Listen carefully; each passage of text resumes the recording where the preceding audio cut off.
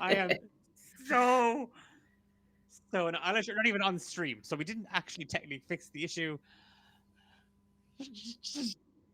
Oh, we have no Eilish visuals. We don't, because Eilish isn't in my control room. So I'm going to have to do a hard refresh to get Eilish's camera. There we go. And bear with me now while I frantically try and fix awful, awful Um, stream. I like that the subs picks it up as eyelash. That makes me very happy. Wow. Yeah, It's like my entire school career all over again. career. Yes. Yeah, that's what I said. Did you get promoted every year? Was it to the Yeah. next grade? Yeah. Okay. All right. Didn't you? Yeah, no, did you? Okay. I think, and I also, yeah, there we go. I think all's good. Eilish, do you want to give me just a very quick hello? Like, So no, okay, your hello. subs are your subs aren't being pulled in at all. Great, Great. It's great, probably for the best. great, great. So it'll be a Diara light episode, everybody, this evening. Apologies for the 5 inspirational tips to share from my 6 years in career at school. Number 3 will blow your mind.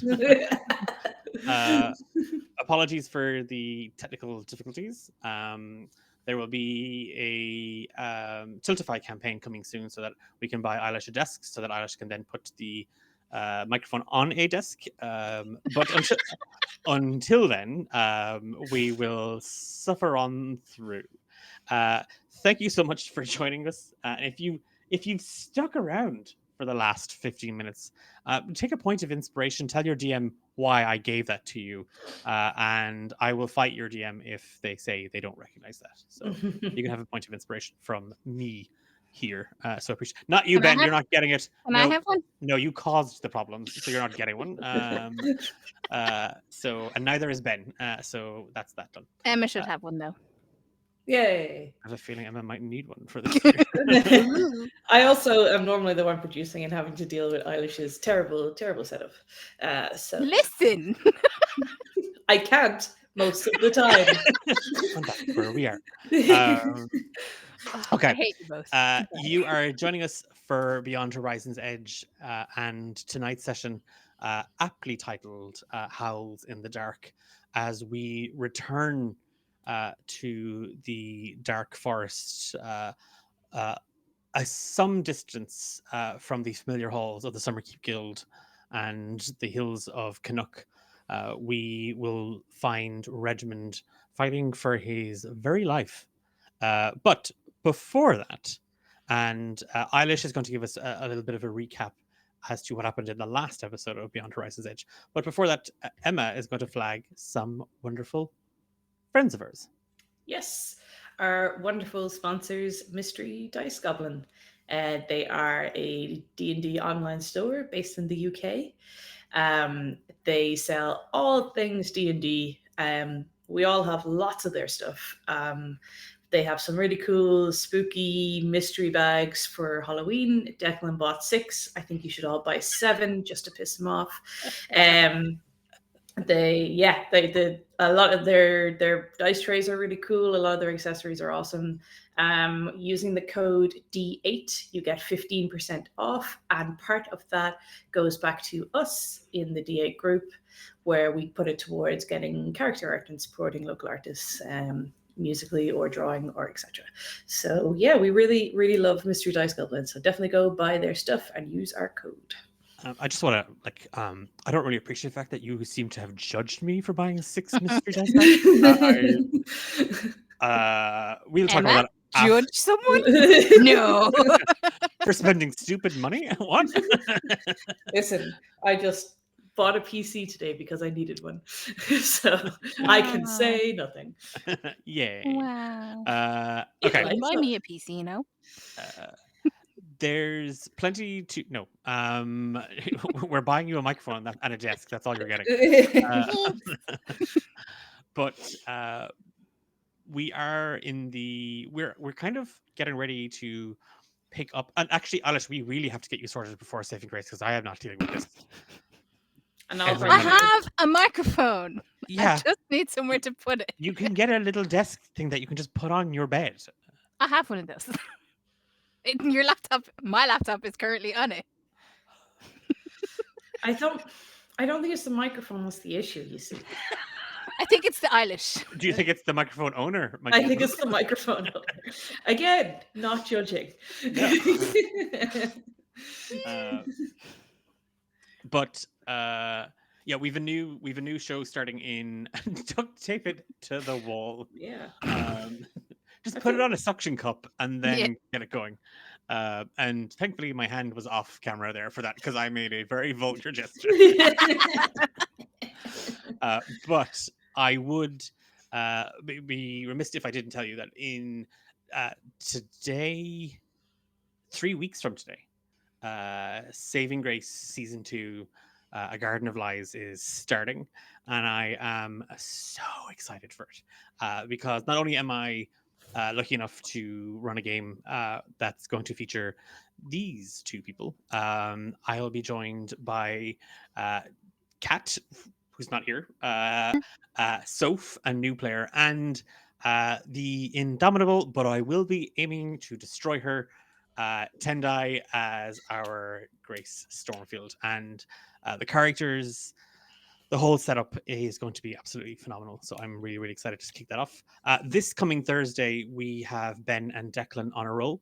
And Ben and I are going to be talking, we're starting an exploration and consideration of the concept of creativity and what that means to all of us here in the TTRPG community and sphere. And it's starting with something that I struggle a lot with, which is the mechanic, which is the rules and the mechanics of this. No, how you juggle the mechanics with the creativity. So the kind of the crunch meets the kind of the imagination, and where those two things kind of come together to make something really, really engaging. Um, and we're going to spend the next couple of episodes of this series of that series looking at that. Romancing the Dungeon season 3 starts on Friday. I have had the chance to listen to the whole first episode. I will tell you, if you're in chat and you haven't listened to it, you have just enough time to listen to both seasons. If you don't sleep and you play it continuously at work, you will catch up in the perfect amount of time for to listen to to start the third season with us of Romance in the Dungeon, our podcast series that will be available on all major podcast platforms and on YouTube. And then on Thursday, just as a little thing, we will be dropping the full theme song for season 3, Fight Each Other, over on our Discord server. It's so Um, good. it's We've an heard it. It's awesome. yeah, it's a Yeah. banger. It's class. Um, and that's it for me. Alish, recap time, and then we can. Um, yeah. So last time I was traumatized. I was made to watch while Adam's family beat the shit out of him. Basically, no. So when Diara woke up, she was in familiar surroundings in the guild, but everyone else was gone. Like no Mooney, no Adam, no Reggie. Um, they were there, but they weren't there. So like Byron had said, they were gone out or whatever, and I was just like rude. And then I kept seeing this woman in like a grey dress. Couldn't really see her face though, but got the impression that she wanted to show me something. So I tried to follow her, but then people kept getting in the way, like Byron. And I don't know whether she was hallucinating or dreaming, but every so often she'd get like flashes of Anim's history, basically, and his life at home with his mom and his dad. And then um, one of the later one of the later visions, you could see obviously that something had happened to his mom, and um, Anim's dad blamed him for that and did not take too kindly to it, to the point where they fought. And as far as I understand, Anim technically died. Did. DED.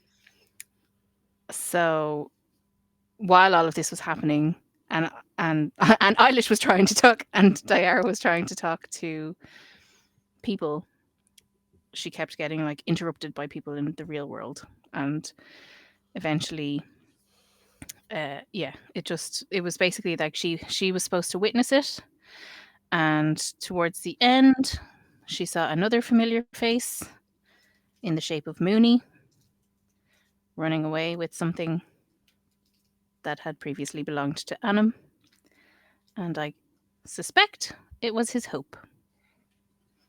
And now I have to kill her. No, I'm just kidding. All right. But Okay. yeah, so Mooney basically has been tasked with claiming people's hope, and now Diara knows.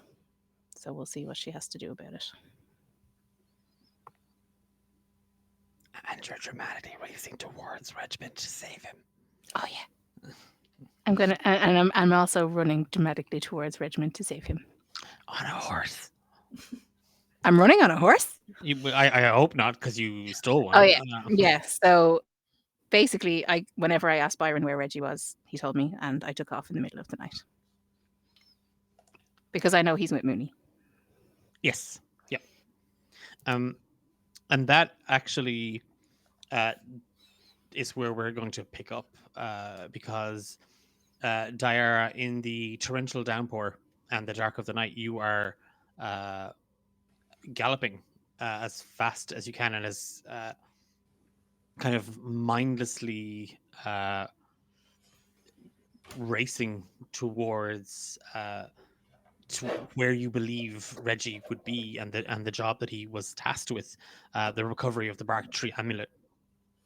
And as you are um, like that, pelted by rain, you're gasping for air, kind of like trying to keep the rain like and the water out of your eyes. What's going through Diara's mind? Sheer panic because she knows she's not as strong as Mooney. She might have more common sense, but she is definitely not as adept with magic. So she's not really sure how she's going to protect Reggie from this. And she's also like really confused about why Mooney would be doing this. So she's just, yeah, she's panicking a lot. Um, Kind of as those thoughts are racing through your mind, and it's that sort of, I imagine it as kind of maybe thinking of kind of different ways in which you might stop Mooney, like, and the thing of like talking to her and trying to get answers is kind of the thing that keeps coming up. But then there's the other thoughts, the, well, what if she won't listen to reason? Mooney doesn't follow a logic, or if they do, it's a logic of their own um, devising. Yep. And suddenly those other thoughts of, what have you got? What skills do you have? What spells do you have? What power do you have to maybe stop her? And it isn't like, you don't really know how far you have to go. You've never been to Brookfield Manor. You only have kind of a direction, but it's a manor. It has a name, and that kind of would indicate to you that it is at the very least a big house, and Mhm. that is all you currently have to go on. And with nothing but that and your thoughts, your eyes on the road in front of you, you can just hear the horse breathing. You can hear the sound of its hooves slapping against the wet and the muck and the mud. Uh, there is the roaring of the wind that is a kind of like uh, bolsters past you. Um, all of it kind of slightly muted or even deafened, just by the thoughts and the beating of your own heart. Your horse speeds down this road, um, we find ourselves carving a path, not too far from where Dyer is at this moment, but deeper into the woods, far off the road.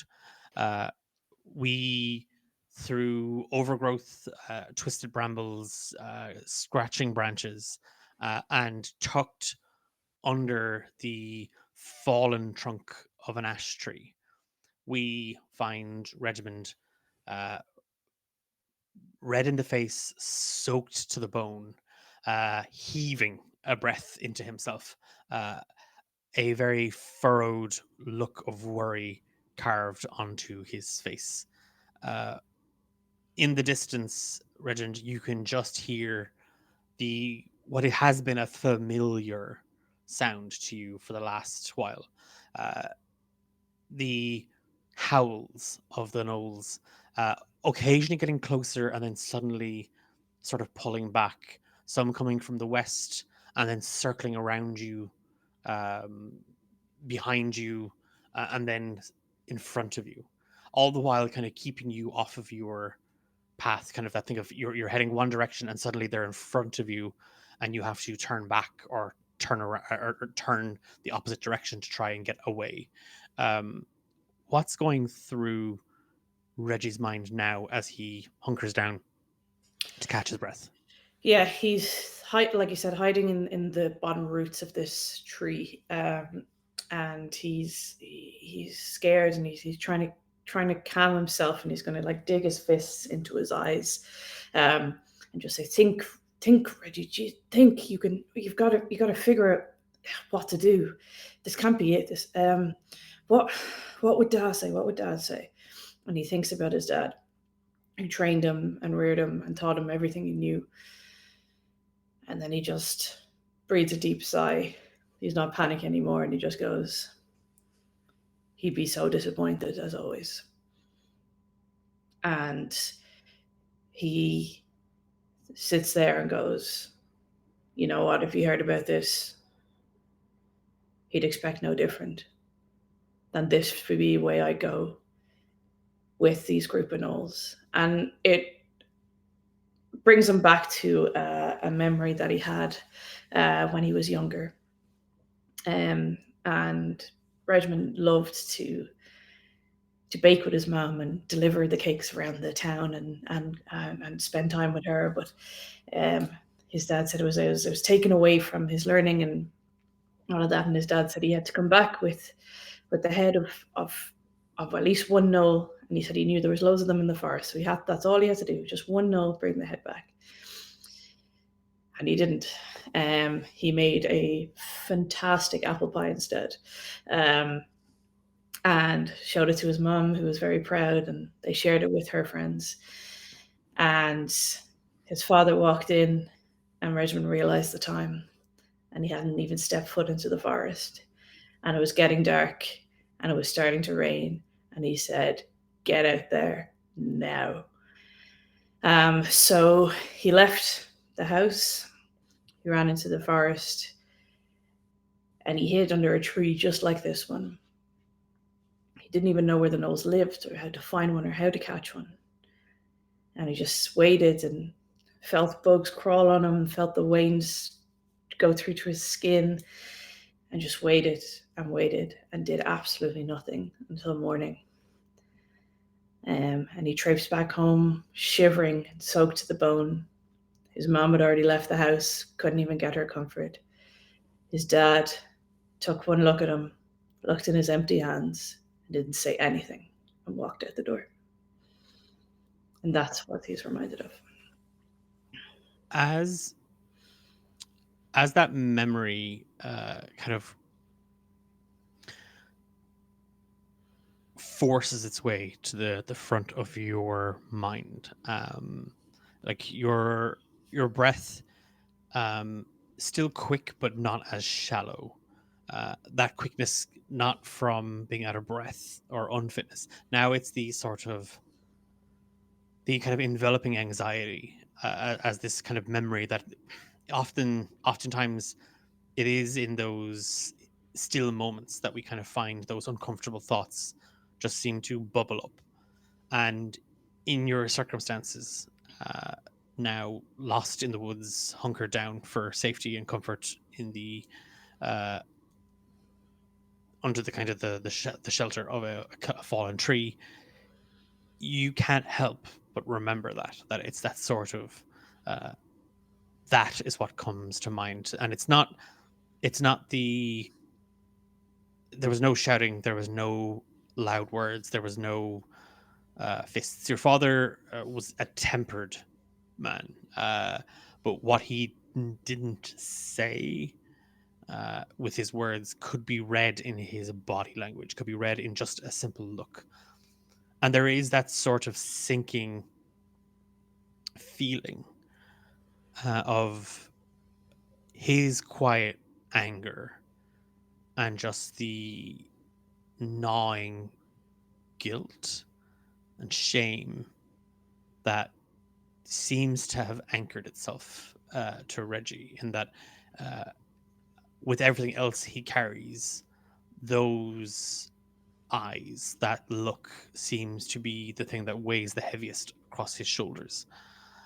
And as you are, again, you can, like, as you are set there, hunker down, you can feel the wet of the undergrowth. You can feel the coldness of the rain and the wind blowing past you. You can feel the bugs kind of crawling, kind of in under the cuff of your shirt. All of these senses kind of catapult you back into that, and this aching pain grows deep in your heart. Give me a wisdom saving throw, please. Okay, okay. Oh, -1. 6. As this pain kind of sinks in or takes root, there's a moment where you actually feel a physical weight on you, as if somebody has kind of thrown themselves down on you. And as you kind of pull the cloak around yourself, you can almost, it's that sort of, it's a trick of the eye. It's the it's your eyes adjusting to the dark. It's the movement. It's the very very faint light kind of bouncing or sort of piercing through the dark clouds overhead and kind of catching a tree. But in that moment, Reggie, you could have sworn that there was like a ghost or the shadow of a woman just sort of like not hugging you, not embracing you, but just wrapping herself around you. And in your ear, you can just, there's a whispering sound. And I need you to mark a point of exhaustion on your character sheet, please. Mm-hmm. And just as you try and, like, it is there, there's a voice there. There's somebody whispering in your ear. The laughter of the gnolls gets closer. And as you like, as you kind of feel like kind of a shiver run up your back, you do see 4 pairs of eyes staring at you from the tree line, all slowly getting closer.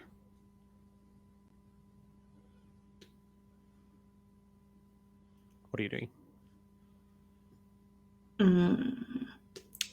He's gonna scramble to try run. Okay. He's gonna just be like shit, shit, shit, and just try and get away and try. Give me a. I tell you what. You tell me what you're using. Like, do you want to just straight sort of athletics to bolt over it? Are you trying to hide or? No, just as fast as he can. Okay. Yeah. Give me an athletics check. Because this is sort of like pulling yourself up onto the tree and over it and running. Yeah. So 14. Now you have Disadvantage is it on ability checks? on ability checks, yeah. Okie dokie. 9. Okay. It is as you sort of as you catch them, and you do see it's that sort of the glint in their eyes, uh, kind of like kind of like a cat's eyes, in that like the kind of there's that sort of sheen or shine for that moment. And as you scramble and go to pull, you actually snag your cloak kind of on some of the branches on the undergrowth, and you pull and it actually kind of drags you. You lose your footing, you don't fall or anything like that, but there is just this chattering of laughter from the gnolls. And you do see now that the four of them have kind of encircled you. Like there's like, or they've kind of in half a circle kind of approached. And for the first time since you and Mooney were chasing them and the chase turned on you, you see these creatures. And there's a moment, Reggie, sort of an overwhelming sense of deja vu. You almost recognize them. Um, and it's that thing of like, where do I see, where do I know them from? And just sort of pushing through, like kind of making himself, he's bigger, he's uh more sort of, he's stronger looking than the others. uh you see this knoll, very very, where the others have kind of like a thick long high kind of like mohawk, this one has, it's almost like bald. It's like a lot of the hair on its head has been kind of uh it's either fallen out or it's been shaved, but it's almost, it's to the skin. And you just see these two yellow eyes fixed on you. uh and there is that pungent aroma of like wet dog or like wet animal that sort of catches under your nostrils. Next to him, about an arm's reach away, there is a much scrawnier, almost gaunt looking female Knoll. She's uh, she's not as imposing as this guy, this other, the first Knoll, where he has chunks of like armor draped over one shoulder, and sort of settled into like a gauntlet on his left hand. She's wearing kind of a tattered looking shawl that's kind of pulled up around her, and kind of a very torn, scraggly looking kind of skirt. The thing you notice about her though is that uh, she has a lot of markings on her skin. Like she seems to be kind of tattooed, and you don't ever really remember seeing an old kind of covered in these kinds of tattoos. Hmm. Um, and then off to the other side, two gnolls. One is, they look almost identical. The only thing that kind of distinguishes them is that of one of them, the smaller of the two, his left eye, it looks to be, it looks to be damaged or debilitated in some way. It seems to be seeping and it is discolored. Like the eye, like it moves as his eyes track you, but it doesn't, like it's a kind of a milky gray yellow, Hmm. where the other eye is that sort of sharp yellow. Um, None of them have weapons drawn. None of them are doing anything. As you kind of, but they are laughing, and then it just kind of falls to silence, and they're just staring at you. What do you want? I just want the amulet, and then I'll be gone.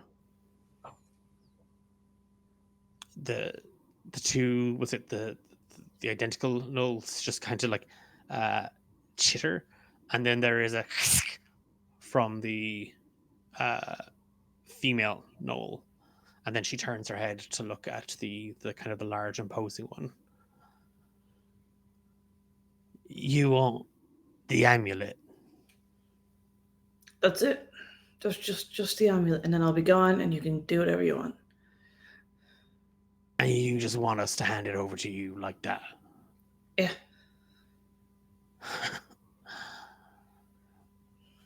uh, See, I think I have you wrong, lad. Most people do. See,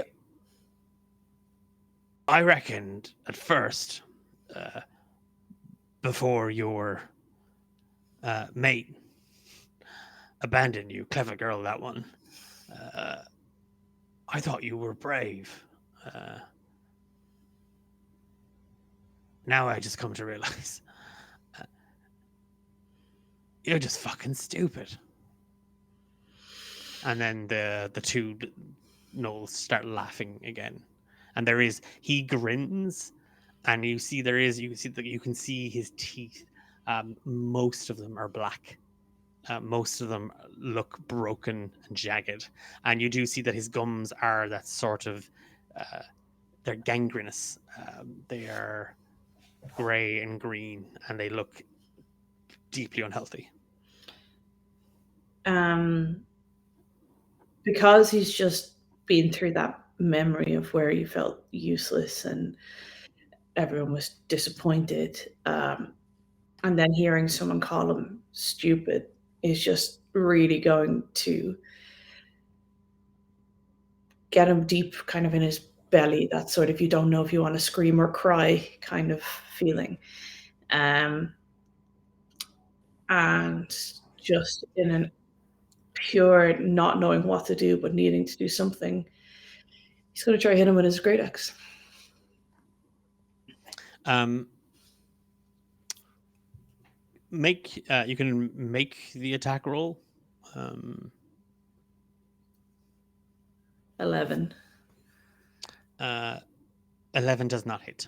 Okay. Uh, Yeah, and fair. it is that thing, Reggie. As you reach for it again, he's pointing at you. The laughter out of the other two Knowles has gotten louder.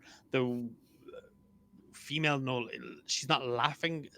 It's kind of it's more of a kind of sound. She's kind of Mm. like it's half a hiss. It's almost like it's stuck in her throat or something like that. The sound that she's making, but she does look bemused. And as you grab your great axe by the handles and you swing into it, um, he just puts that claw that is covered in the gauntlet out, and it's not that he catches it, but he kind of stops you as you swing. Like it's just that thing. Like it's like you've swung it into his hand, and he had his hand, like his claw in place, and he's just holding it. Like, I didn't mean any disrespect. Uh, I have a tendency to just call it like I see it. Uh, no, no, no, no. Look, it's admirable. You out here desperately trying to get back. And he reaches down with his other hand in under the cuff or in under his armor, and you see that around his neck there is a small bronze chain, and you just see like kind of dangling from the edge of it, like as he kind of half pulls it up, uh, what looks to be like the bark tree amulet as described to you. Okay. Um, but you seem to have confused your current situation, lad. You ain't getting out of this alive. No, no, no, no. But I will give you one last chance, one last request, even. I'm fair like that. I let you pick which one of us puts you down.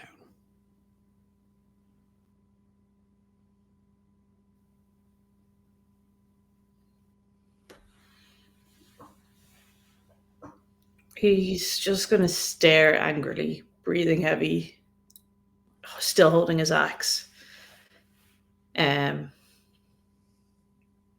and curse at him, and then spit on the ground.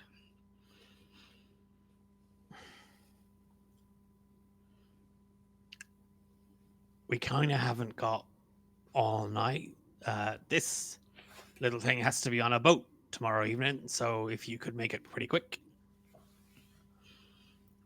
None of you.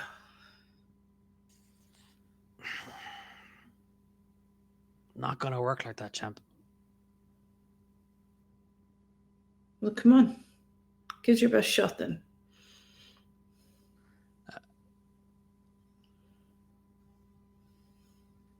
and he kind of looks to the others. Well, and he kind of rolls his shoulders and like that as he kind of it doesn't almost he doesn't kind of square up to you, Reggie, but he kind of just pushes your great axe to one side. Hmm. Uh, you do. Uh, there's a moment where he reaches kind of over his shoulders, and it's not a great sword as you would know it, as you would have trained with back in Canuck. Um, but there is just this large hunk of iron crudely affixed onto a hilt. It is jagged, it is rusted, it is broken. You can see where it has been kind of um, welded back and fixed into place. Um, and he just lets it kind of fall into the muck in front of him. And it does, some of it kind of splashes up. Tell you what, I'll give you a free one right here. And he just, with kind of his free hand, he just kind of points at his chin. And he kind of ushers the other gnolls to stand back. Is he gesturing for like a punch or whatever? He's giving you a free one, whatever you decide you want to. I would like to. Yeah, okay. So I'll go right up to his face. I'm assuming he's quite a good bit taller, but he's going to try go nose to nose with him. You know, like at the start of a boxing match where it's kind of romantic. Very romantic. Do you know that sort of face Yes. off sort of thing? Yeah. And rather than attack, he'd like to try use his dagger to cut the chain of the amulet, if possible. Give me a sleight of hand check. And it's disadvantage as well, right? It is, yeah. Oh, the first one's a nat 20. Fuck off. And the next one's a 5. Yeah. Okay. So it is that thing as you see it. You can just make out the chain, and it's not that like it's dangling loose from his neck or anything like that, Reggie. But you have an eye on it. You can kind of he showed it to you, Mhm. and you as quick as you can, as much as you try to get up into his face, and almost using your frame to kind of hide what you are doing. Uh, you reach for the dagger, and at first he thinks you're going for his throat, Hmm. uh, and then a second later he realizes that you're actually going for the amulet, and he kind of pushes you back as he kind of steps back himself. It's that sort of push and step back. Roll for initiative, and this is at disadvantage as well. Cool. I got a 4 on the first one. Okay. Oh, and another nat 20. How delightful. Oh wow! Get all those nat 20s out now. Yeah. Well, if it makes you feel better, he only rolled a 7, but he's still going to go first. And he's again as much as he kind of takes that step back. That's not going to do much. Does a 12 hit? No. Okay. And then an 18 hits. Yeah. And again a 23 will hit then as well. Mhm. Okay, so bear with me. 5, 11, and then...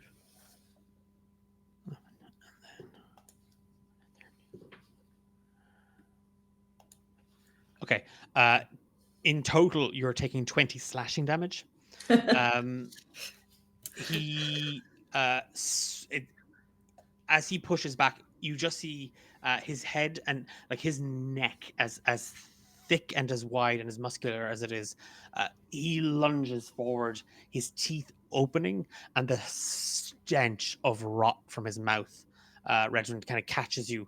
Mhm. But you, in that same momentum that he had shoved you, you stumbled back, and then immediately he swings with his greatsword. And it's not that he like he doesn't swing and then swing again. It's that in that one motion he swings across and then he kind of just brings it down, and the edge of the blade kind of half hooks Reggie in under his arm and up along his chest and then down, and there it's just this ripping, tearing as it slices into your armor. Yeah. It's your action.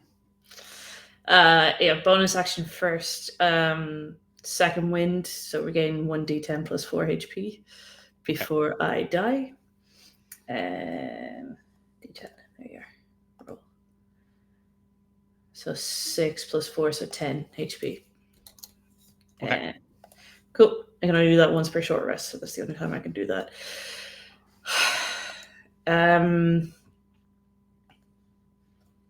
Yeah, great axe straight for the jugular, if possible. Yeah. Fuck. It's a 10 to hit. 10 does not hit. Is it disadvantage? It doesn't matter anymore. No, your attacks aren't at disadvantage. Okay, yeah. But no, you again, you don't know if it's the TARDIS from running. You don't know. You don't know if it's fear, and it's those moments, Reggie, that now you find yourself lost in your head. Something Byron would often goad you for was in fights, in the heat of battle, you never go into your head. It's swing first, ask questions later. Swing first. Oh shit, that was the wall or a pillar in the stables. Oh well, it doesn't matter. And those lessons never quite sunk in, of that like you need to be in the right frame of mind. Now you're only in your mind, but you cannot concentrate on what's happening in front of you. The fear is taking very much hold of you, and I need you to give me a wisdom saving throw. Yeah. I'm going to use my real dice because those virtual ones are being shit. 13 minus 1 is 12. A voice, the whispering gets louder. It doesn't matter, Regiment. He's already disappointed in you. Run. Run as far as you can.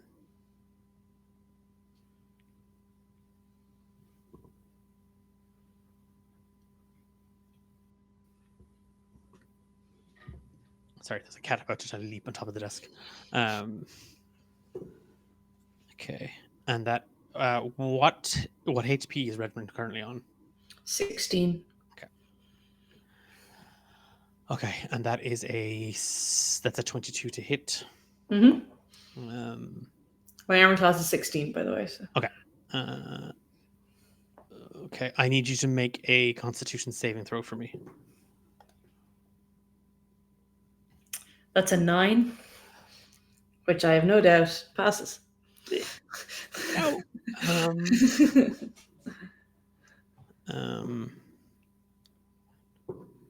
Okay.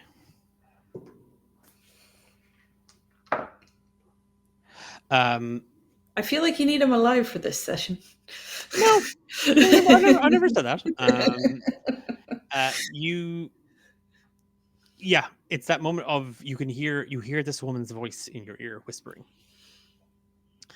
and it's that voice that you heard before the Knolls arrived, and now that they're here up in front of you, now that all you think about is how frightened you are, how afraid you are in this moment, seeing how terrifying this creature is in front of you, seeing there is nobody to your left or to your right to help, to come to your aid. You watch as the Knoll again, in the same way you stepped kind of up and like got real close. He does, but his teeth sink into your jaw and he bites down. And when he does, there is that, like, his teeth break the skin, and the pain just courses through you as you take 8 piercing damage Mm-hmm. and 20 necrotic damage from his bite. Okay. Oh, sorry, no, not 20, 12. 12, 12. 8 plus 12 is 20. So 8 piercing, 12 necrotic. So he's down. And I need you to make a death saving throw. What's that again? Above 10, is it? Yeah. Roll. It's a 5. You can mark a fail. Yeah. And as you feel your whole body just like it becomes so heavy, you hear the howling laughter coming from the knolls as the teeth let go, and it's something that you feel yourself falling. There is howls as blood kind of spurts up into the air. You can taste it in your mouth, and then the taste kind of disappears. It vanishes. You have that motion of everything sinking, and you're falling, and everything goes dark, and you just hear in the chattering laughter. Um, uh, you can just the last words you hear is "You fucked him up, Rotfang," um, and the laughing just goes silent, and you hear a voice in your ear.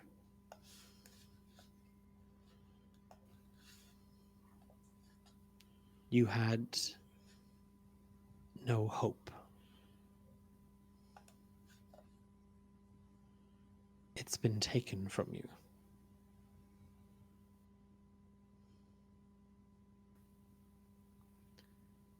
Daira, as your horse just like you can uh, like as you hold on to the reins and you kind of uh, you can kind of feel kind of the leather strap in your hands, the kind of the grip in your fingers, the white in your knuckles almost. In the distance, you can just make out the lights of a large house nestled against some high walls. There is a moment where like there's like a flicker in your eyes as you kind of like turn your head, and in the distance you just see in the woods just a flicker of light, kind of half bounce between the trees. It is a good distance away. Your mic is, well, not muted, but can't hear you. Nope.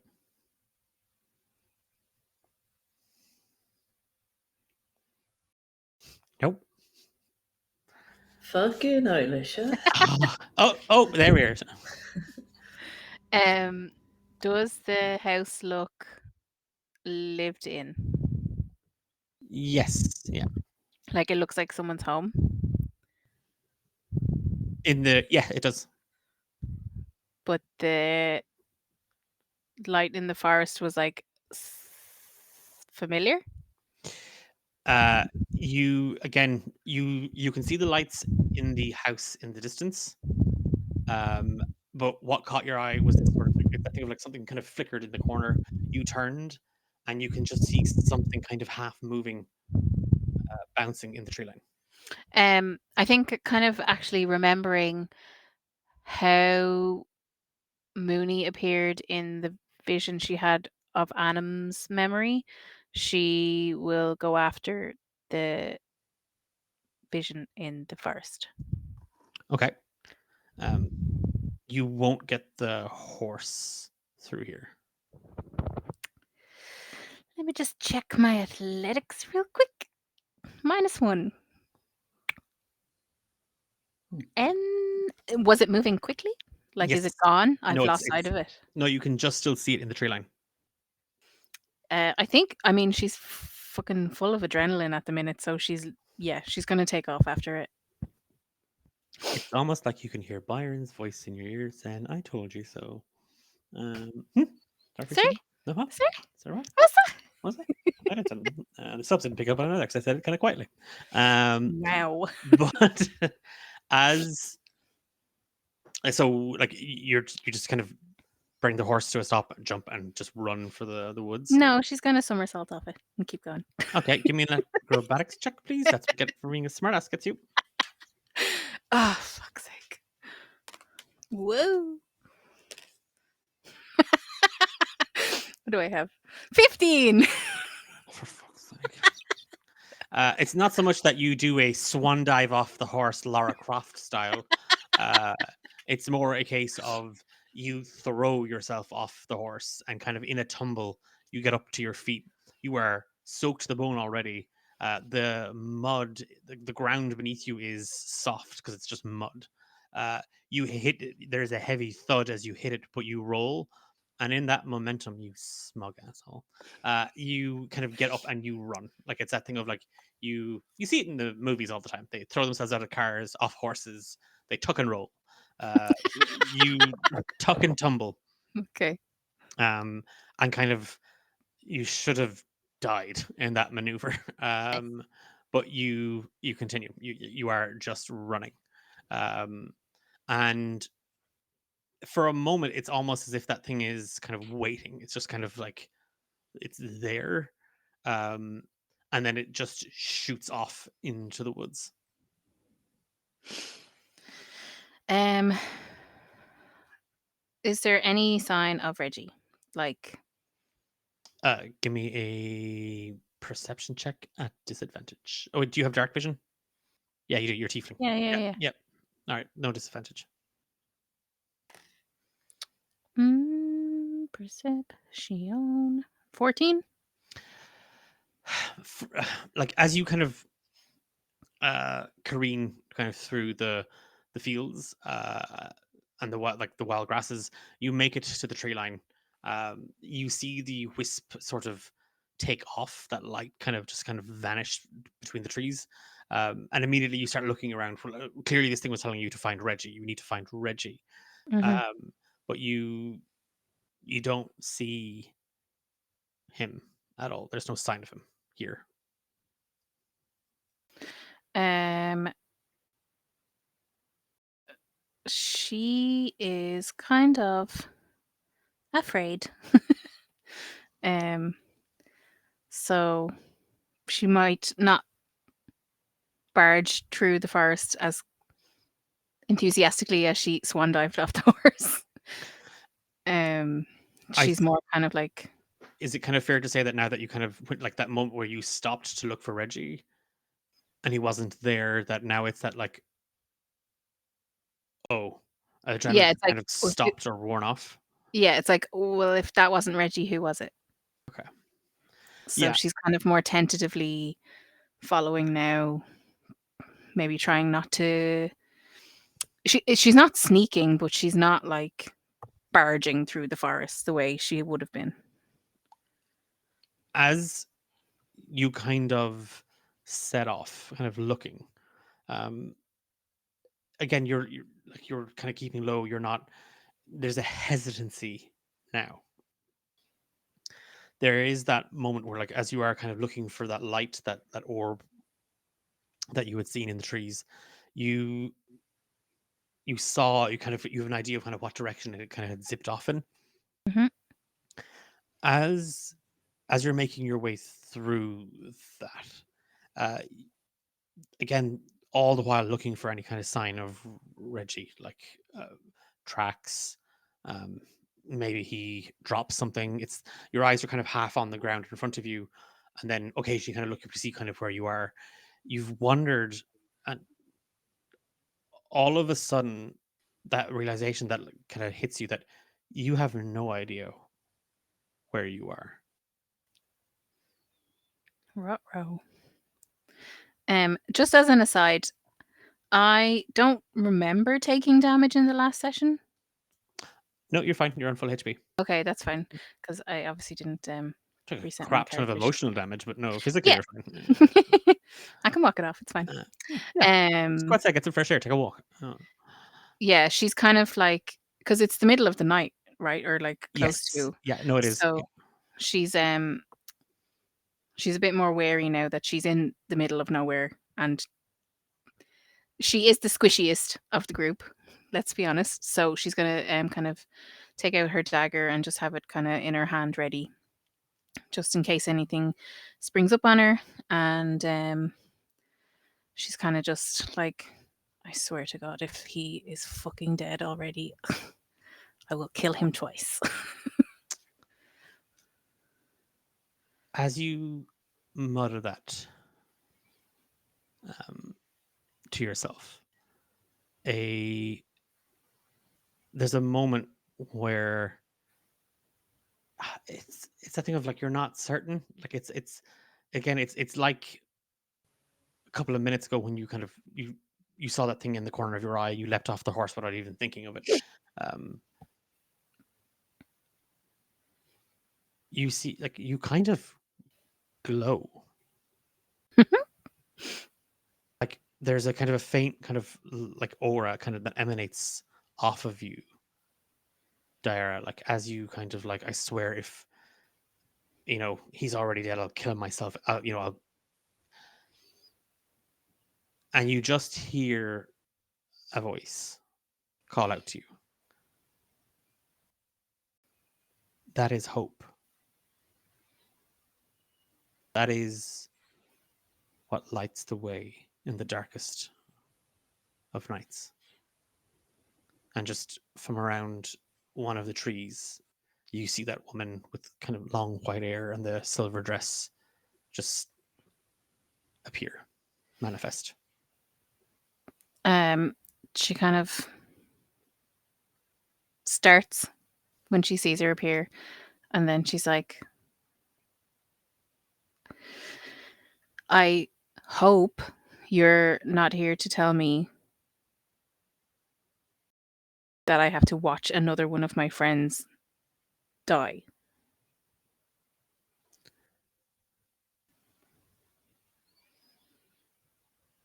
There's a moment where it's not necessarily hesitates, but you see her sort of thinking.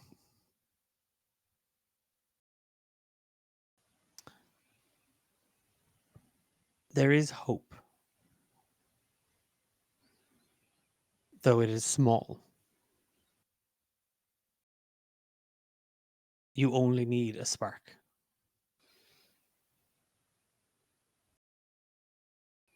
And you just see kind of, she holds a hand out, and just a little ball of that kind of silvery glowing light just um, forms at the tips of her fingers, and then it kind of like whizzes off and around her. And her eyes follow it, like she sees it. What he had, Mooney has taken from him.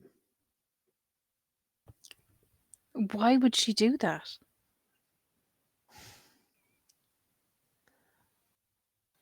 My sister is misguided, and she leads your friend down a different path than the one I am guiding you on, Diara.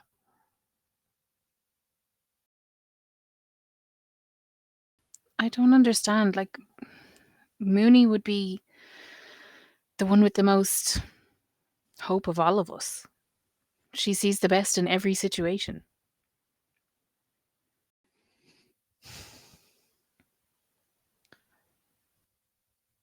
The greater the hope,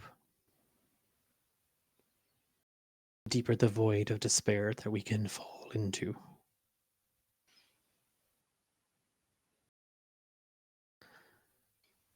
You have precious time.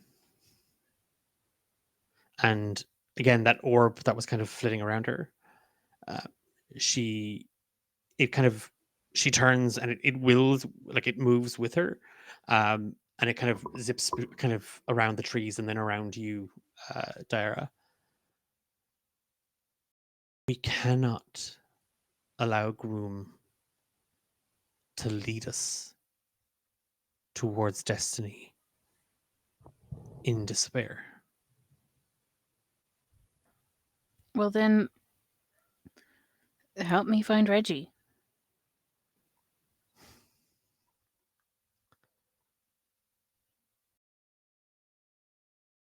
The bigger the hope,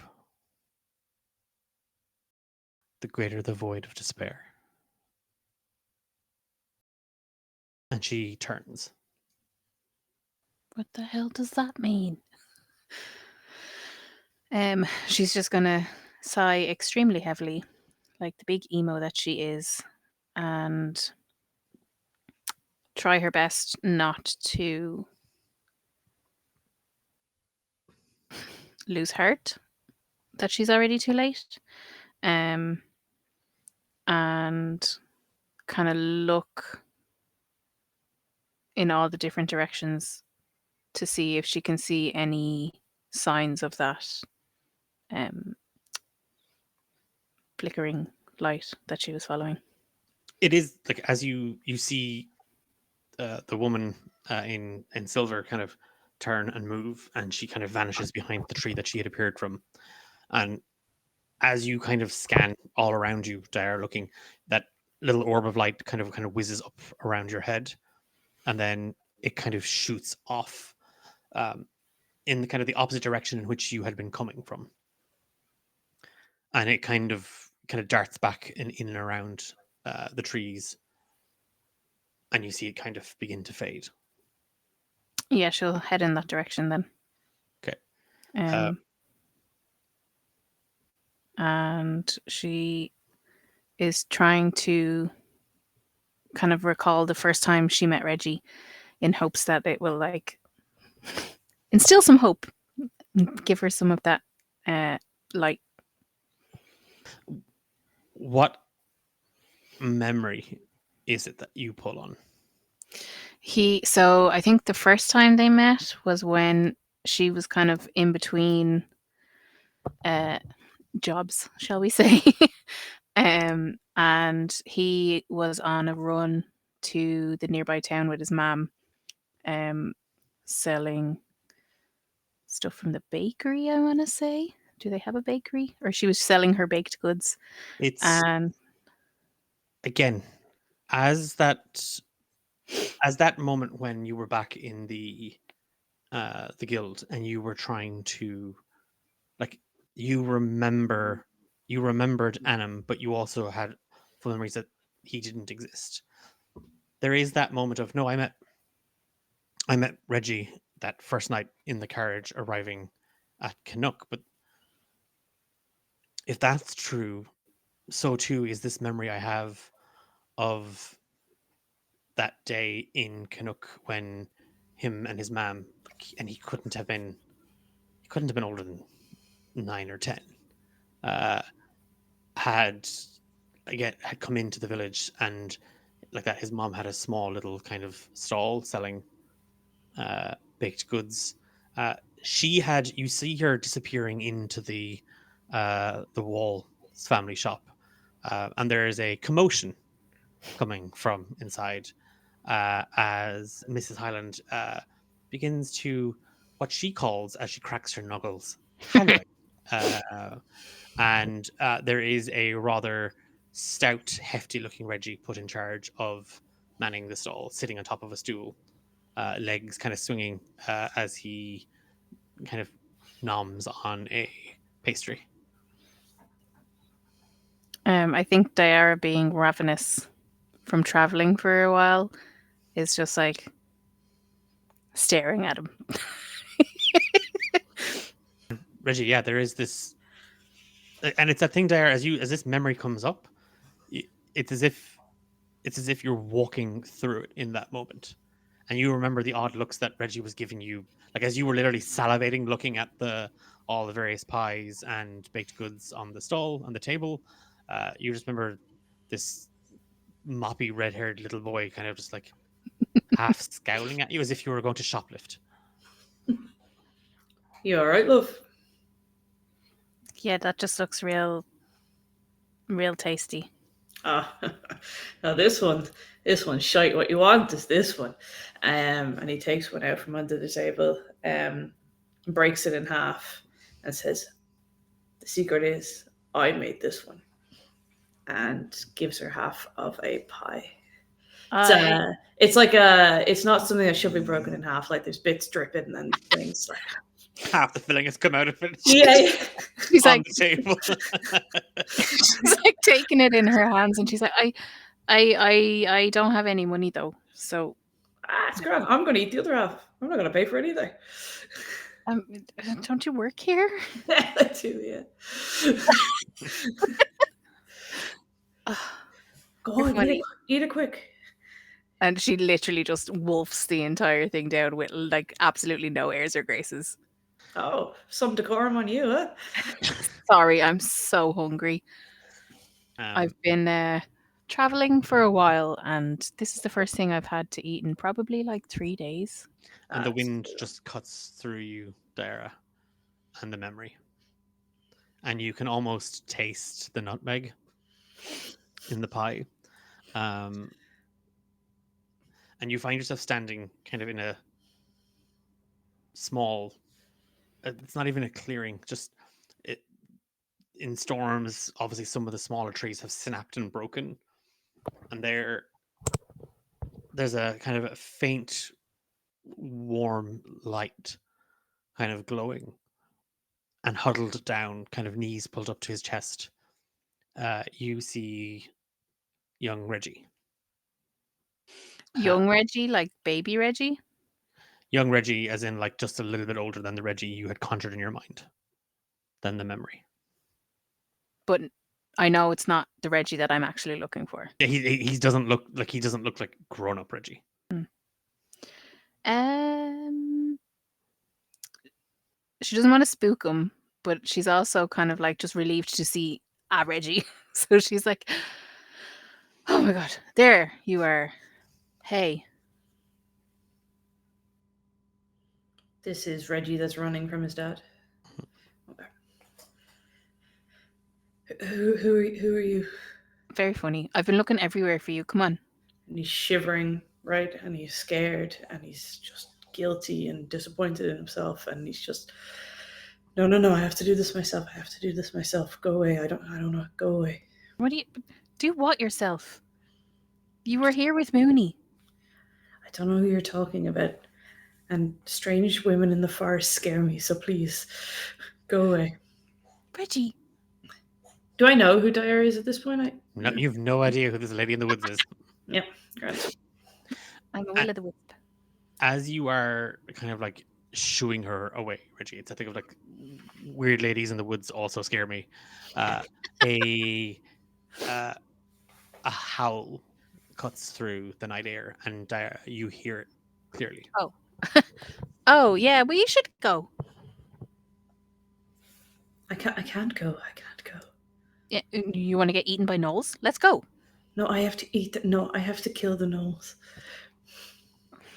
Darling, I love you dearly, but you cannot take on a gang of gnolls yourself. I just need one. Okay, well, we'll come back when they're sleeping, but they sound very awake right now. Let's go.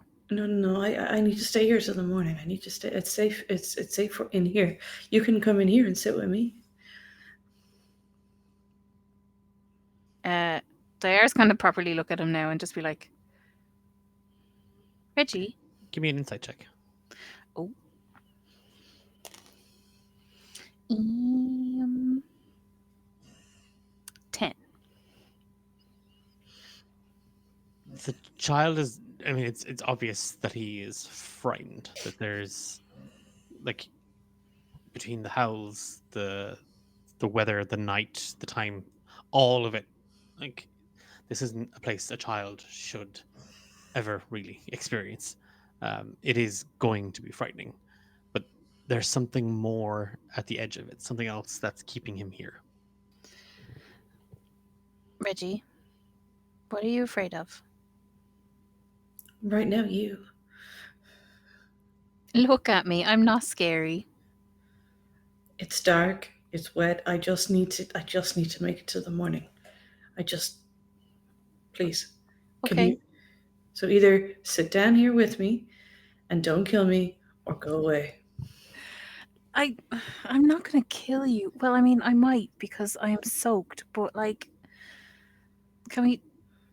Like, the manor's just over there. We can like sneak in, stay in the kitchen.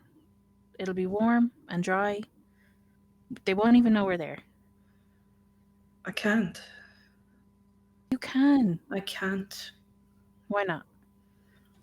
I have to kill the gnoll. You don't have to do it right now. No, I kind of do. But why? You wouldn't understand. We'll try. There's a lot most people don't understand about you that I seem to. I don't know who you are. And that's gonna kind of knock her a bit. You will though. I see. This doesn't make you any less scary. I'm trying to help. I promise. Can you help me kill a gnoll? Not right now, but I can in the morning. No, I need to do it now. But why? Why is there a time constraint on it? There just is. Okay. She's gonna unhook her crossbow off her back and just be like, "Where are they?" I don't know. Well, you're not gonna find them hiding in here.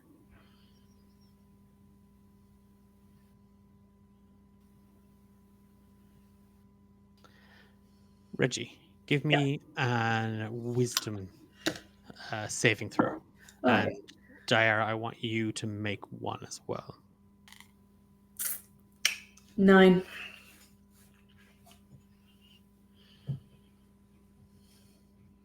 Six.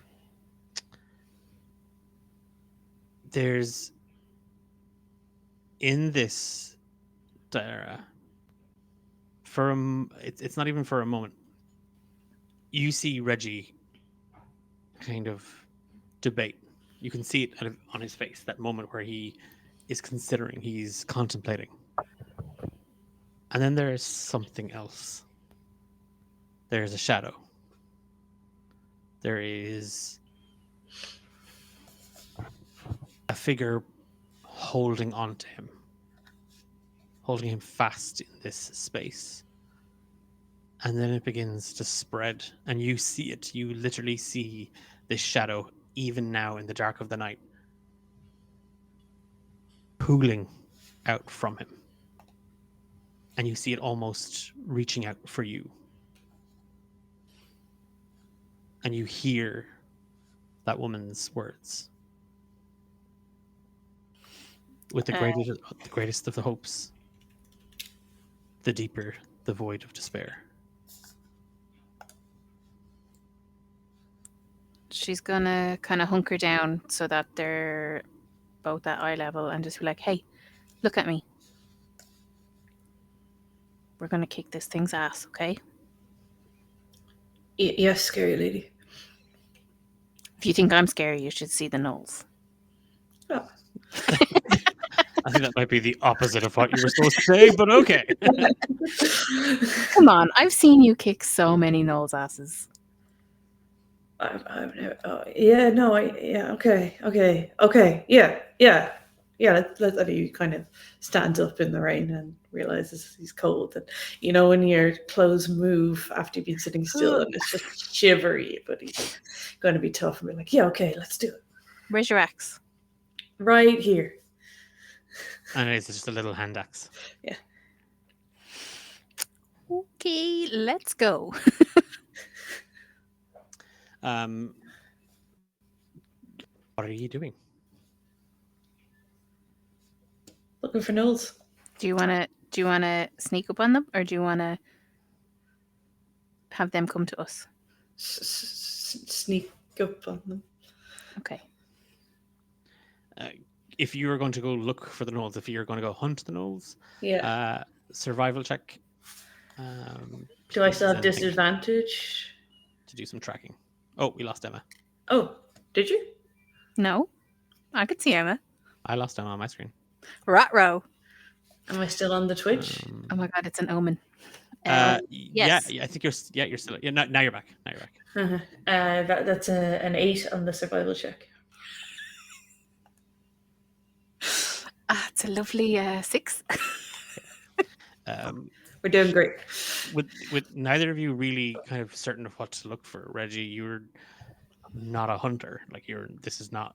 I mean, you've gone out with your dad, and he's tried to show you and teach you things, but you've never really been the best at schooling, or listening, or paying attention to anything that other than what you like to do. And what you like to do right now is be by your mom's side and help cook and clean and be of assistance in the kitchen with her and her friends and your aunts in their small little bakery. Um, and Dara, you're just as sort of lost in all of this. Uh, as you see the young boy kind of stand up and kind of make a move with him, that pool of darkness just follows. You are now standing in it. You almost feel as if you're kind of trudging through it. Your feet kind of sinking almost as you take step after step with it. Um, and as you are looking for tracks, as you're looking for any kind of markings, fur snagged on a twig or footprints in the muck, you don't, or like it's that thing of you're too fixed on what you're doing that neither of you notice that the knoll has set up upon ye. And as the bigger of the two, Dara, it lunges out of the darkness at you um, with a bite, and that is 15 to hit, Mhm. and that is 3 piercing damage. Can I silvery barbs on an attack on myself? Yeah, I believe so. No, because there's no other. Never mind. No, I'm going to take it. Um, 3. so you then able to start the triggering creature on turn. It's momentary uncertainty into you can choose a different creature you can see within range. Yeah, so there's no other creature. Mhm. So you're actually there's Reggie. You can give Reggie. Yeah, he can take it. No, I'm fine. No, I'm not. it doesn't attack Reggie. It's just you'll give uh, Reggie advantage on his next attack roll, ability check, or saving throw. Oh, okay. Yeah, I'll do that then. Yep. Okay. So must reroll the d20. Okay, so it has to reroll the d20.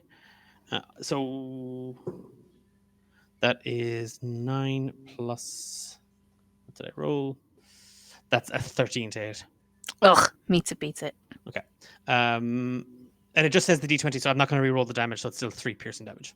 Okay. And then I'm going to need both of you to roll for initiative. 19. Oh, not 20, 22. Nice. Oh, and also, Reggie, you have advantage.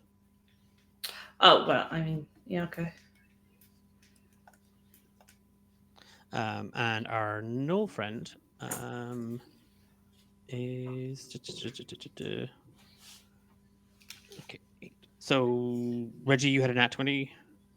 And then so it's gonna go Reggie Dyer, then the Knoll. And yeah, Reggie, it is that thing as you see, like, you turn as this thing just kind of like lunges out of the dark and through a thorn bush right on top of the strange woman that found you. You see it kind of gnash out its teeth, and there is a moment where you see this bigger, uglier, heavier Knoll, and the stench of rot from its mouth as its teeth. You almost feel its teeth bite you as you see it lock its jaw around Diara's left hand. Uh, she pulls back. As she does, you hear her say some words that you've only heard your mom call your dad when they're having a fight. Um, and then she kind of looks at you, and for a moment there is a flash of pain and anger, and then it kind of turns into a smile, and her expression kind of softens as she kind of nods at you, and you feel this magic around you. She's faintly glowing, and you don't know if it's because she's an angel or she's a witch that came across you in the woods or she's a monster. But either way, the weird lady in the woods is now glowing faintly, and the space around you both is illuminated a little bit. It is your action. Question: What, like, because I've no um HP or anything, right? Like, I again, if you want to, you have a level one Reggie floating around. yeah, I do. Yeah, yeah. Yeah, Fair. we'll Okay. use level one Reggie. Or do I? Sorry, I Well, no, should. if you want, even if you want to take this Reggie that you currently have back to level one, and I will go to Diara first. Yeah. Okay. Okay, Let's do so that. while you are doing that, Diara. She is going to. Uh, so there's still only one, or has the other one showed up now? There's only one no. Okay. She is going to cast because he's still biting her, I guess, right? No, he bit and you pulled back kind of with the silvery barbs. It's that thing of like he's not locked onto you. Okay. You are all within melee range of each other. Like he didn't jump back or anything. He bit, and then you're all Oh, bunched up. okay. Well, in that case, I'm going to cast Inflict Wounds. Okay. And I think it's a melee spell attack. So, yeah. 16. Yeah, Nope. 16. Yeah, 16. 16 hits. And then, sorry, I don't have a d10 out. Please hold.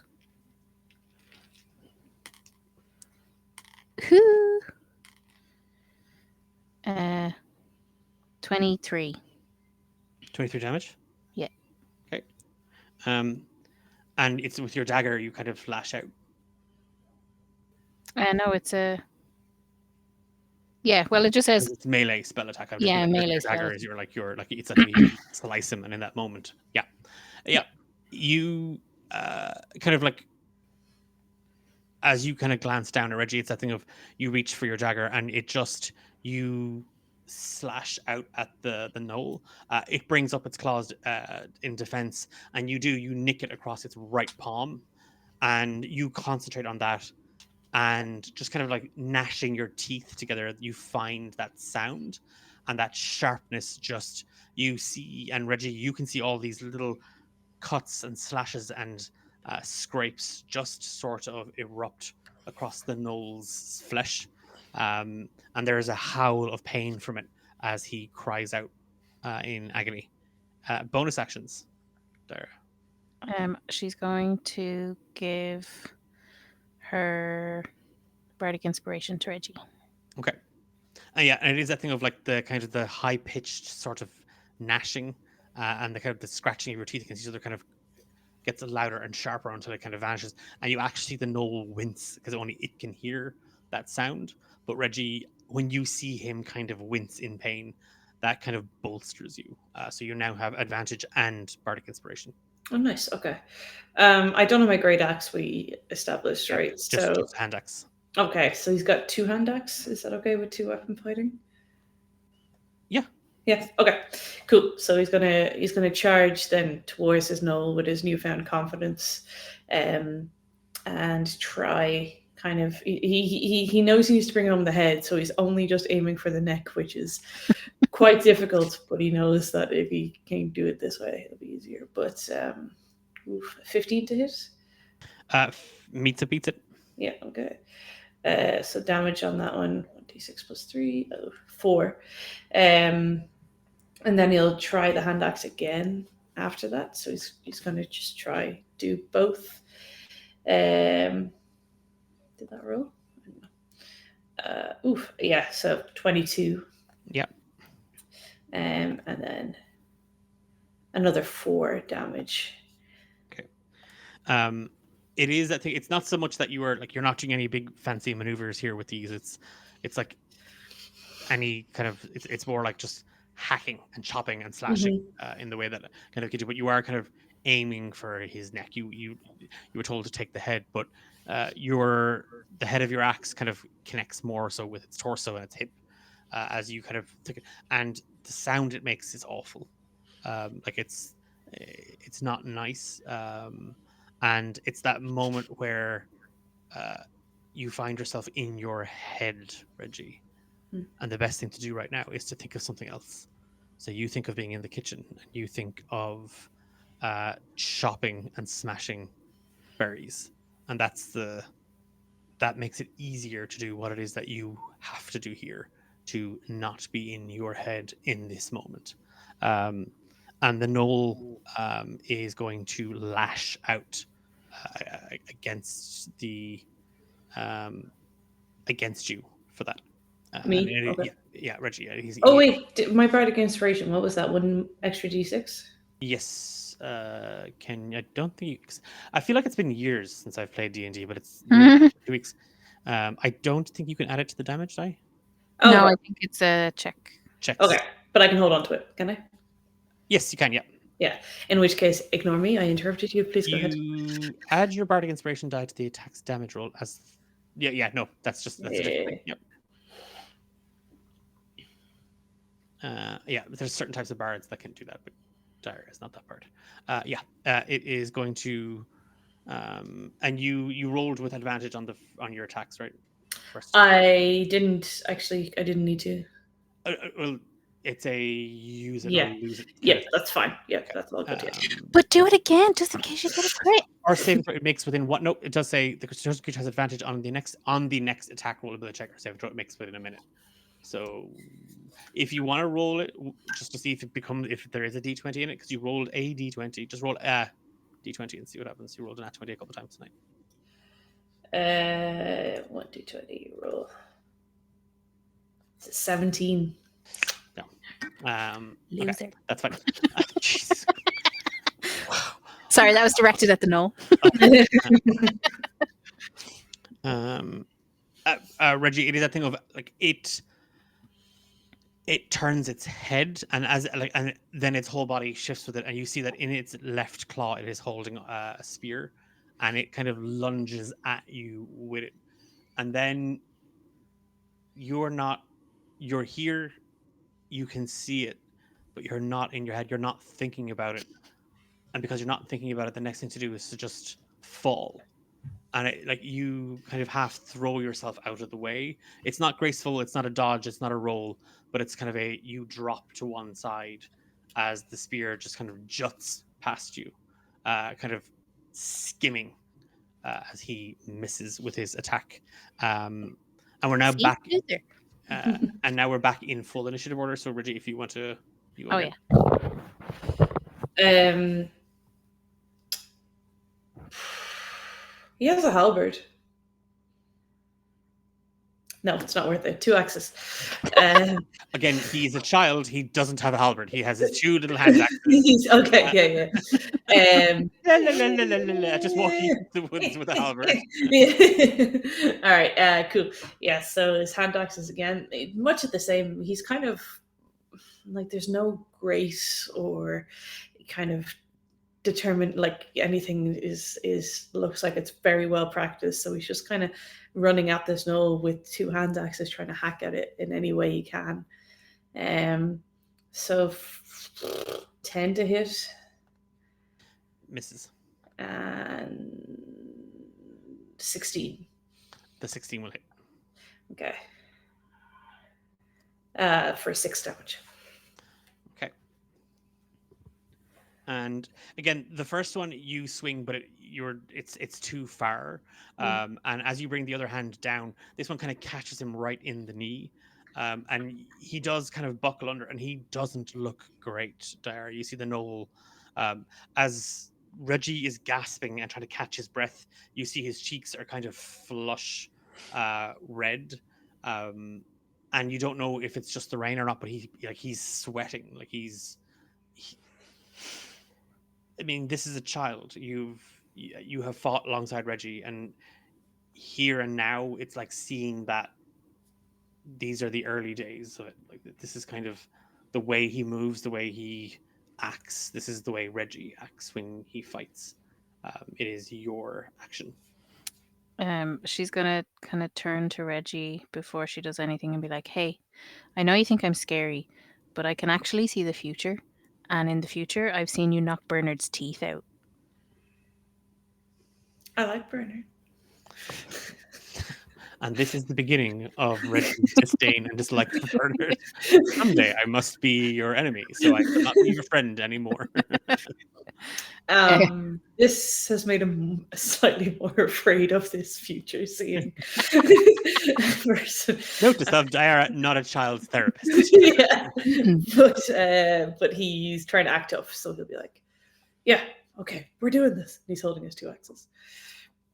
And you've killed so many gnolls, I've lost count. Yeah, yeah, yeah. And then she's going to use her. Where's Reggie in relation to her? You are Behind her? literally all on top of each other. All right, okay, great. So no shatter. Got it. Do gnolls count as humanoids? I'm assuming no. I do. Do they? Oh, great. Okay, I'm gonna crown a madness this bitch. Please complete a wisdom saving throw. The DC is 15. Nat 20. Fuck you. You're muted, Emma. Sorry. I said assume I it want. wasn't nice. No, I said I'm going to need you to tilt your camera down to that dice. I want to see your hands. Let me just pick up my entire Mac and just aim it down. Yeah. Thank you so much. Bonus action or on a fail save?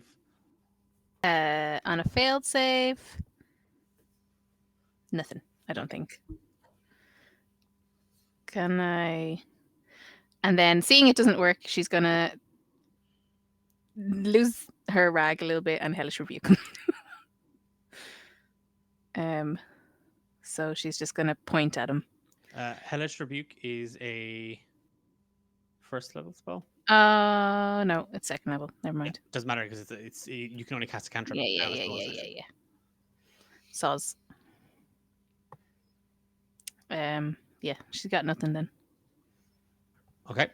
Again, Reggie, this thing is going to keep on top of. Like you see, like Diara is kind of holding her hands up and out, and she's humming, she's singing, but the wind and the rain and the kind of the barking, howling coming out of this knoll, the sounds don't connect.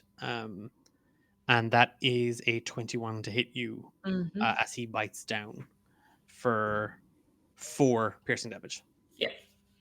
And it's that thing of like, as you bring the hand axe down into his knee, he lunges at you and he bites down into your shoulder. It is your action. He's gonna like try. Oh, my mouse gone. Well, you know, work mouse. Okay, I will roll dice. Yeah, just feeling this bite on his shoulder. He's gonna yelp and try jump back and swing nearly at the same time. Just as like amateur hacking. 12 plus 5, 17. 17 will hit. Yeah. For 6 damage. How do you take this knoll down? Yeah, again, so like I said, as it's kind of ripping into his shoulder, and he's terrified, and he sees the kind of exposed neck. He's going to just slash just down this way on the side of it, hopefully getting something that might kill it. Um, yep. It it does. Like as it sinks down top of you, and it is terrifying. It is so much bigger than you. It is so much heavier and stronger than you are. But you, as its teeth bite into you and the pain courses through you, uh, you are not here in this moment. You are you are far away, and it's almost like you can see yourself in the distance. You can see the gnome biting. You can see the strange woman uh, trying to uh, bolster you, to encourage you, trying to fight alongside you. But you watch Reggie as you take the axe and you wrap your fingers tightly around it, and you swing, and everything goes dark, and you hear the thwack, the sound, the wet, the smell, and then the weight of the thing dropping on top of you as it falls to one side. And you are back in the moment, and the smell of the dead knoll, its wet fur, the decay on the forest floor, the coldness, the dampness in your clothes soaking into your bones, the sounds of the rain just pelting against the leaves, the tree trunks collecting and pooling on the forest floor. And there, as you see this small dwarven boy just sort of buried under the knoll, his hand gripping firmly the axe that's been buried into the back of the knoll's neck, there is a faint glow around him. There is just this light kind of emanating from him. And you can kind of half see him dragging himself out from under. You see his feet kind of kicking and shoving, and like he finds the strength in him to kind of lift enough of the knoll off that he's able to scramble out. And you watch as he, eyes shut, his face splattered with blood, as he buries the axe over and over into the knoll's neck until he has the creature's head. And in the dark of the night, you watch as he races south through the trees until he finds a path he knows. And it's a little way round the broken boulder, blanketed in moss, that he knows he's home or close to home. And you see him as he bursts in through the side doors out into the kitchen,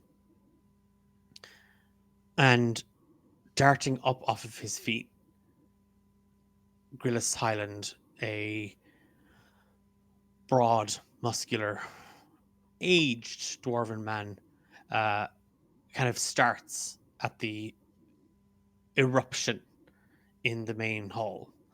And he summons his 14 brothers, his wife, Regiment's siblings, as they pile down the stairs. Many still kind of half asleep, some half drunk, others kind of in a weird half dazed stupor. Um, and you watch as Regiment, still holding the Noel's head, just is hoisted up onto shoulders, and people are laughing, and his mother is like kind of, she's got a cloth and she's trying to catch the Noel's head and the blood, and like it's dropped, and people are kind of laughing, and someone takes out a music box, and people start to play music, and you see his eyes kind of look around, and they meet his father's, and there is just nothing but pride. And then everything goes dark, and you find yourself standing in a small broken clearing, and a little boy wedged against a trunk, glowing, because all he has is hope. Hope that he'll make his father proud.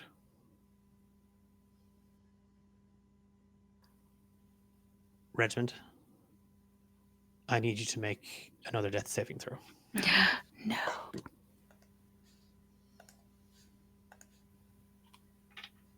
It's a 2. Your eyes flick and flitter, and you feel your whole body being dragged. And there's a moment where there's just a little flash of something, like just a little, you don't know if it's starlight or the moon, but it catches your eye and you struggle against it, the weight of your own eyelids, and everything is blurry and bleary, and you feel your whole body being dragged, you just across dirt and rock, but you can see it. You can just see the glint of the bronze chain wrapped around the knoll's neck. And you're stopped. And there's an argument. They're shouting at each other. And as you gasp for a quiet breath that fills your lungs, there's two paths in front of you. You see the bronze chain of the bark tree amulet wrapped around Rothfang's neck. You feel the pain, the blood no longer gushing out of you, but it's still coming. The blood is still, it won't stop. But there's a small burrow just down to your left. You could scramble to it. You could dig. You could escape.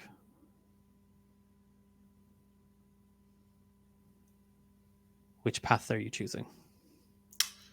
The blue pill. That's a different franchise, and we will get sued.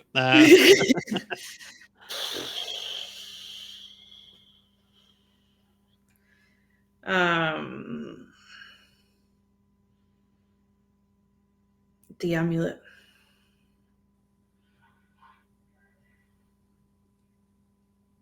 And the whispering vanishes. And I need you to make a dex saving throw. A 7. Against everything. Against the fatal wound in your chest. Against the exhaustion in your bones. Against the voice in your head telling you to run and hide, to fight another day.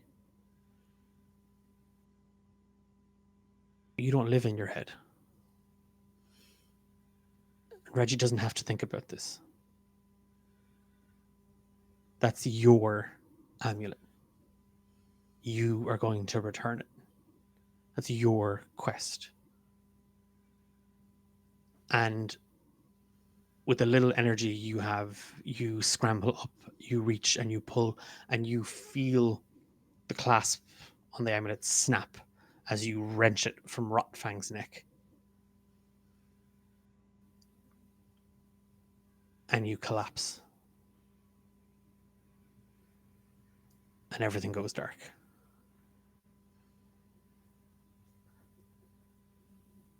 Daira, you hear howls in the dark. And as you watch the image of the little boy fade, that glow, the last, that light, the last thing of him to leave, you feel heavier. You feel as if you are carrying something greater than yourself on your shoulders. And spurred on, you bolt in the direction of the howling of the gnolls.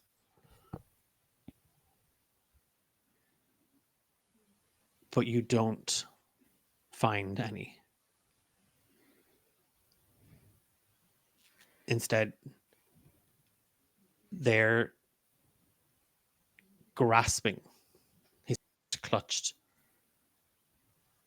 You find the cold, lifeless body of Regiment Highland.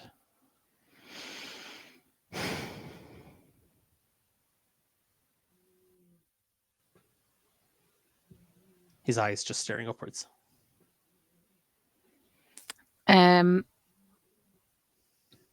Yeah, she's just gonna fucking same thing again. She's just gonna let out a sob and kneel down beside him. You said he's cold, so he's been dead for a while.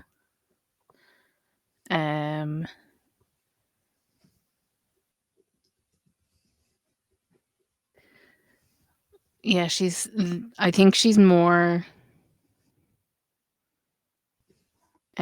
like dead set on vengeance now than anything. So she is going to just a moment. You okay? Yeah. I will cut to a quick break. No, I'm good. You sure? Yeah. I think she's gonna. Oh, no, I'm gonna go if you don't stop. And Emma's the one who's dead, and she's not even crying. Dead people don't cry, Declan. What? Then what about those things I've been hearing?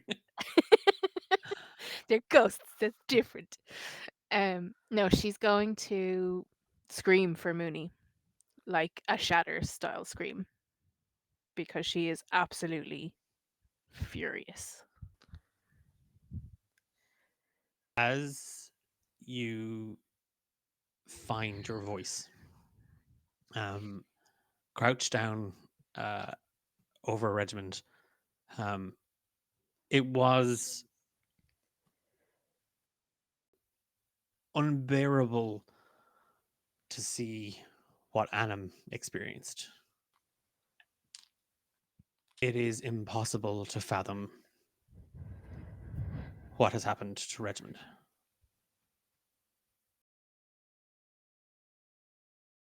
You find it kind of catching in your throat. And there is a release. You feel it. There is just this powerful energy that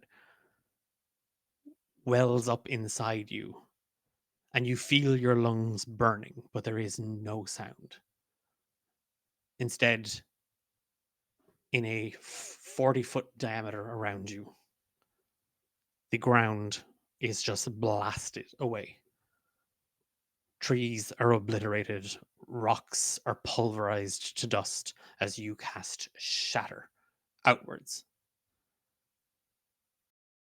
And as the sun begins to rise on the horizon,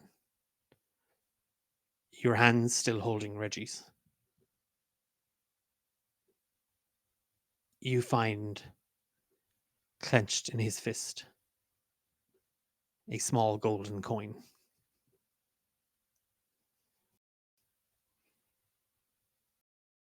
The same one. The same one. Fuck's sake.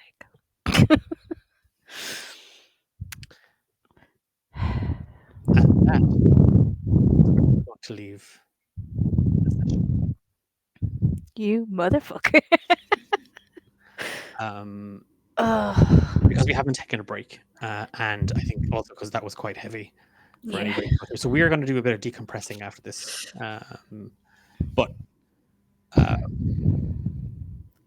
thank you so much, Eilish and Emma, for that phenomenal session. And we are going to be back for the next episode of Beyond Horizons. I can't do this again.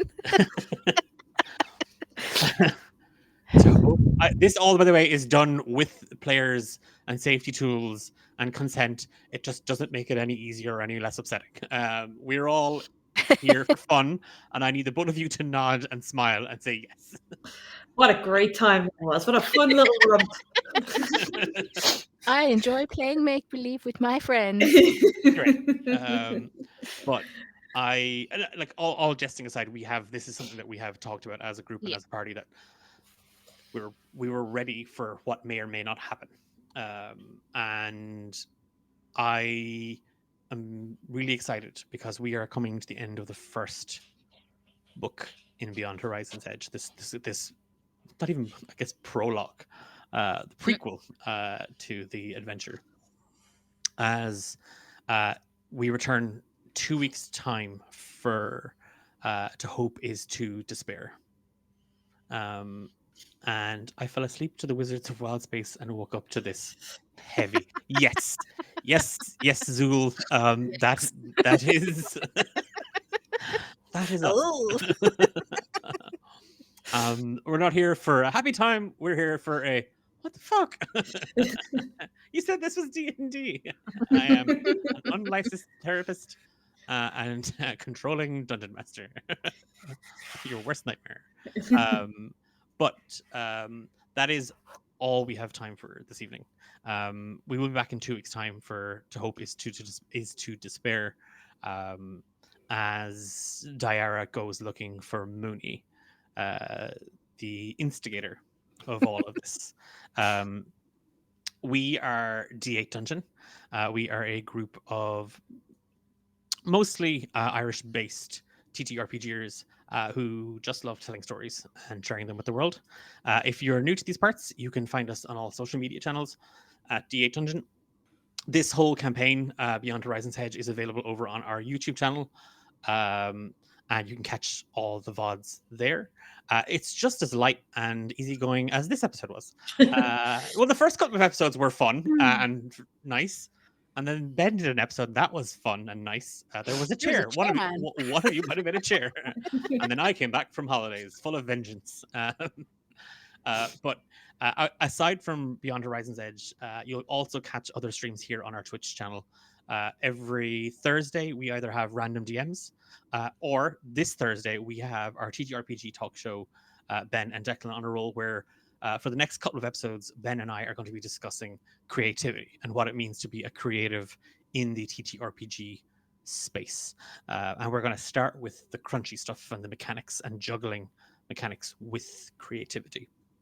And you might be going, mechanics are creative. And to that I say, teach me, because oh. And on Mondays we have Beyond Horizon's Beyond Horizon's Edge.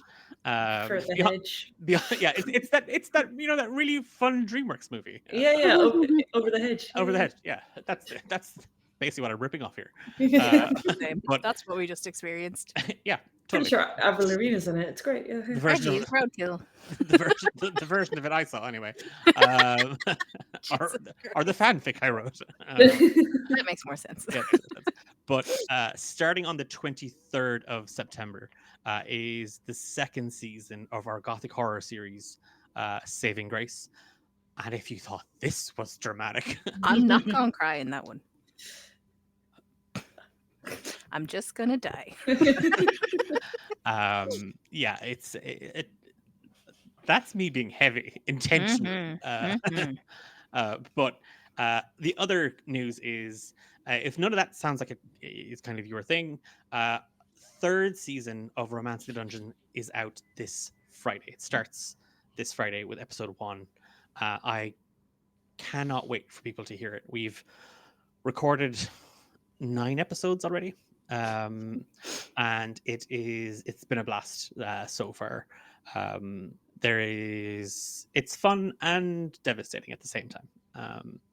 So yeah, that's out on Friday, and dropping on Thursday is the amazing theme song for this season. Fight for each other. It's just It's been stuck in my class. head all week, and I don't even know the words. So I'm like, nah, nah, nah. That's the Game of Thrones theme song again. But that is all I have time for. We want to start this as a more regular thing on D8 Dungeon streams. So because I forgot, but now I remembered. Eilish, your star for this session and your wish. So your star is your what did you enjoy most from the GM or a player around the table? Is there a moment that you're like, that was class? I thought that was excellent role playing or combat stuff or what? And then your wish is Um, for what do you wish in the next episode? Like, what are you most looking forward to? I think seeing baby Reggie be a little baby was very cute, and it was a change from like tough guy Reggie. So my star is for Emma. Mhm. My wish for the next episode is that I please don't cry again. No crying for Eilish. And Emma? I want to give my star to Eilish crying, but I won't. Just it gives me so much ammo, and I don't know, But no, I think Declan just I'll probably definitely give it to you. I think I don't think there was a specific moment, but that whole episode I think was just narrated really well and flowed really well. I felt probably more deeply involved in that than I have in many other sessions. So yeah, definitely for you. And your wish for the next episode? I would like for Dara to kick Mooney's ass and be like, "Stop this now. That's enough. Thanks." Hit her on the nose with a newspaper. Yeah, Bad, Mooney, bad. yeah. Get out of here. Um, And for Alice to cry because it's funny. Out of happy tears. I will. So that we're going to end up on a tie here because I Alish Dyer was amazing and awesome. No, don't give it to me because you're only giving it to me because I cried. And I don't want to give it to you for that because that's not nice. I'm actually going to because I was like, Emma, I loved the vulnerability you brought to Reggie in a massive way. Like he's always the tough guy and the situations are and just and like I'm gonna say this, it's not a it's gonna come across as a dig, but it's not a dig. Reggie does the same thing all the time, which is hit first and then maybe ask Diara to ask questions. So to kind of see where that came from and to see that vulnerability that he has kind of bottled up and put away and why he has done that was amazing. And I thought you brought such an amazing depth to that character. Because it's not that it hasn't been there, and it's not that we haven't seen inklings of it, but it's been nice to see you do that in such a really, really vulnerable way, which I think was class because that came across so well. So I'm giving my star to you. And by that tally, that means that Reggie has, although you're dead, so I guess that's the end of that. But it does mean that you have session inspiration, which is not the same as the D&D inspiration. Well, it is and it isn't. It works the same way, but you can use that in conjunction with other inspiration. So you can roll it into the next session effectively, and you can also give it to somebody else if you're like, I've got a session inspiration, I want to give it to. Probably give it to JR. Yeah. Weaponize it against Mooney. Got it. And my wish for the next session is I wish that we were all just friends and we get together and make cake. You know who can control that, Declan? You! You're not my therapist. I'm my therapist. Oh God. I know. Right? But no, I'm really looking forward to seeing Diara and Mooney meeting, and I really want to see that because that's going to be one of those things where you both have bits of information, but neither of you have enough, and I really want to see what the two of you will do with what you have, and not even and fight each other. I just want to see because I think you're two phenomenal role players, you and Kat Eilish. So I'm really looking forward to see what you will bring to that, knowing what you know. So yeah, no pressure. That's it from us. Thank you so much to Heartfire Tales for the raid as well. That was most welcome. And we are Mr. Dice Goblin. before I forget. We have a discount code available to everybody. And the kind folks over at Mystery Dice Goblin have given us a 15% discount code that you can use on your order for, well, all their goodies. They are a UK based store that have all sorts of TTRPG accessories and goodies. Most notably, their Dice Goblin bags, which are a mystery. It's kind of in the name. And for Halloween, they are doing special Halloween themed mystery bags, and it's perfectly normal to buy 6 of them. And I'll hear nothing said otherwise about that. And Maybe be like, oh, I'm getting one. Oh, you know what? I could splash out for 2. But you just kept going. it's done as an offer. If that Yes, makes it that any exists. better. But if you use the code D8, you get 15% off your order. You are helping a small business grow, and a portion of that sale comes back to us then, and we use that then to pay musicians for theme music, or artists for character art, maps, and so on and so forth. That is it for us. We're back in 2 weeks' time. I am going to take us out of here, and we will see you on Thursday for Ben and Declan on a roll. Okay. Nice. Bye. Thanks, everyone. Bye.